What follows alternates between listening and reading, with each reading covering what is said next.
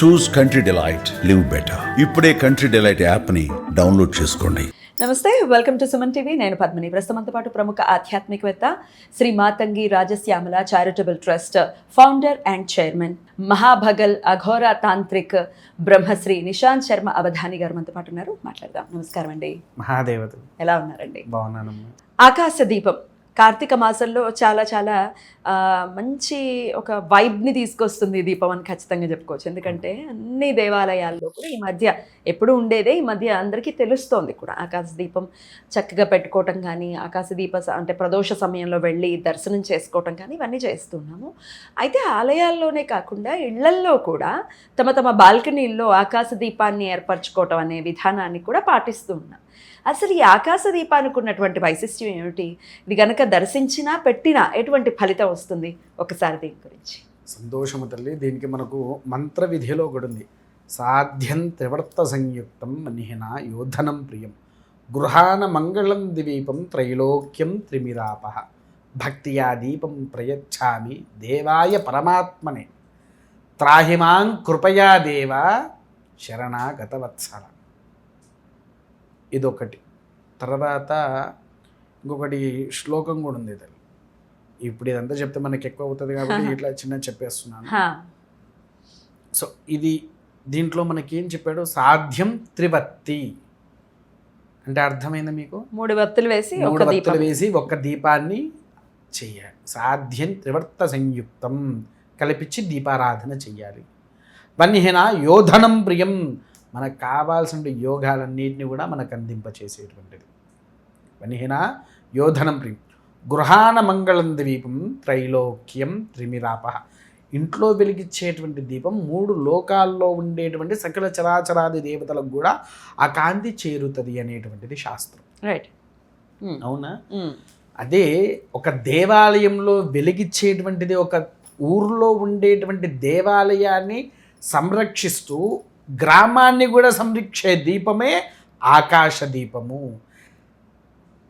సంధ్యాదీపం నమోస్తుతే అని అంటాము. అవునండి. సంధ్యాకాలములో శివపార్వతులను ఒకచోటగా గావించి షోడశోపచార పూజాధికాలు గావించి శంకర భజన వలన ఆకాశ దీపాన్ని ధ్వజస్తంభం మీదికి ఎక్కించాలి. శంకర భజన చెయ్యకుండా వట్టిగా ఆకాశ దీపాన్ని అసలు ఎత్తకూడదు. మీకు ఒక్క ప్రశ్న తల్లి.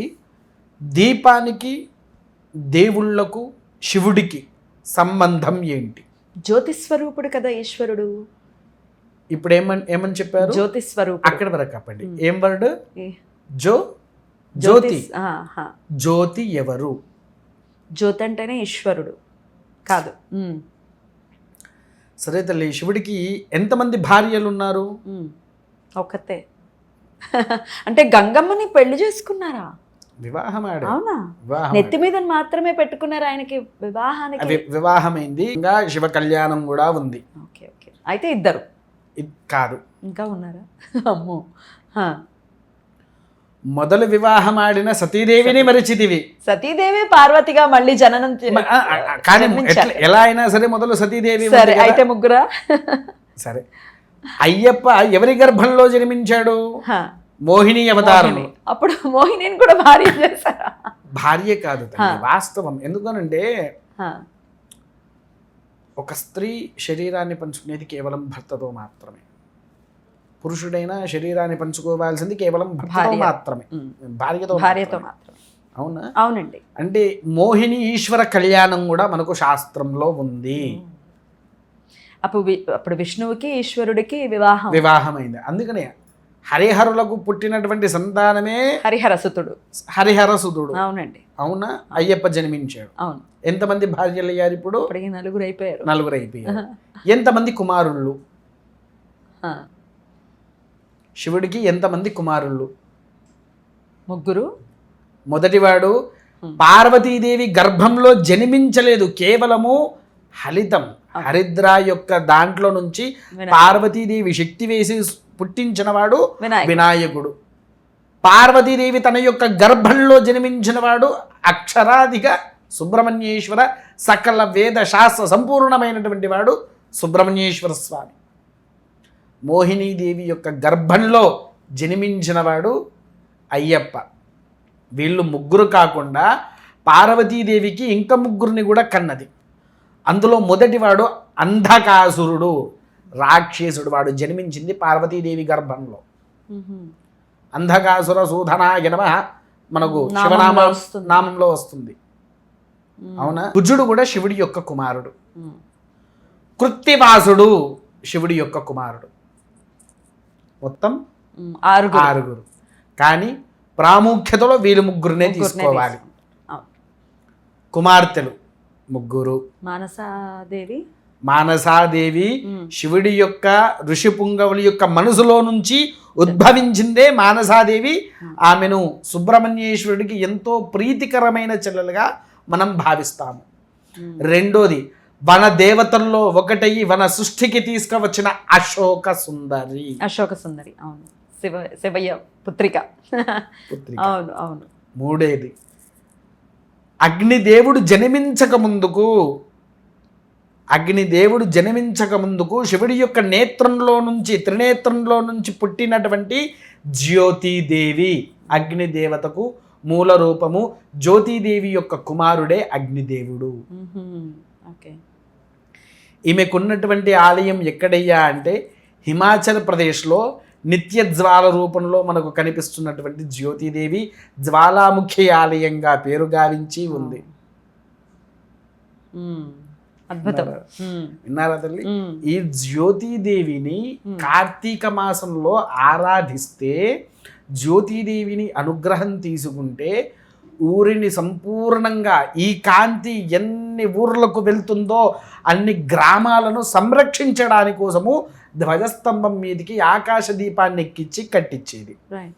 అయితే పూర్వం ఏంటి, ఆకాశ దీపాన్ని రోజుకొక రకంలో వెలిగించాలి.